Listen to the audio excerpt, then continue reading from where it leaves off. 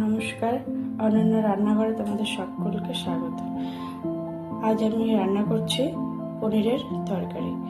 দেখো, পনিরটাকে আমি ছোট ছোট করে কেটে নিয়েছি, গাজরটাকেও কেটে নিয়েছি, আলু কেটে নিয়েছি, কাঁচা লঙ্কা, টমেটো, পেঁয়াজ, এগুলো দিয়ে আমি আজ রান্না করব পনিরের তরকারি। দেখতে থাকো কিভাবে করছি।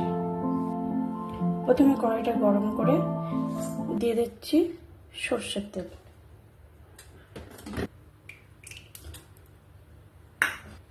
প্রথমে আমি পনিরটাকে ভেজে নেব। পনিরটা ভাজার জন্য আমি এখানে পনিরকে নুন আর হলুদ দিয়ে পনিরটাকে মেখে রেখেছি। এবার পনিরটাকে ভেজে ভাজার জন্য দিয়ে দিচ্ছি।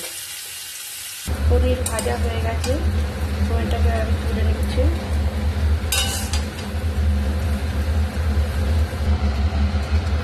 পনির ভাজার তেলেই আমি দিয়ে দিলাম জিরে আর শুকনো লঙ্কা ফোড়ন আর তেজপাতা।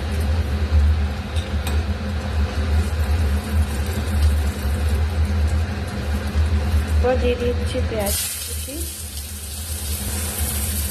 টমেটো কুচি, কাঁচা লঙ্কা কুচি। এগুলো একটু ভাজা ভাজা হয়ে গেলে দিয়ে দেবো আলু কুচি।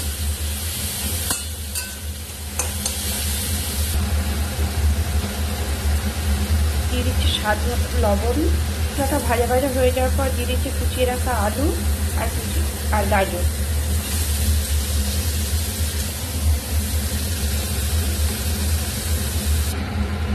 দিয়ে দিলাম আদা কুচি। এবার দিয়ে দিলাম গরম জল, পরিমাণ মতো জল। দিয়ে দিলাম ধনে গুঁড়ো,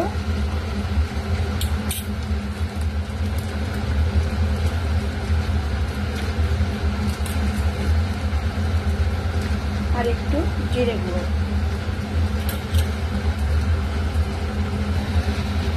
এরপর দিয়ে দিচ্ছি পনির ভাজা।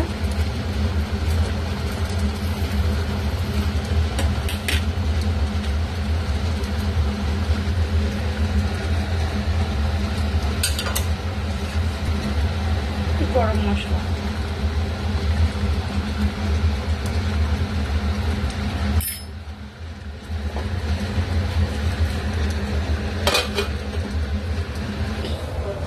পনিরের তরকারি আমার রেডি। গরম গরম পরোটার সঙ্গে পনিরের তরকারি দারুণ লাগবে, ভাতের সঙ্গেও খুব ভালো লাগবে।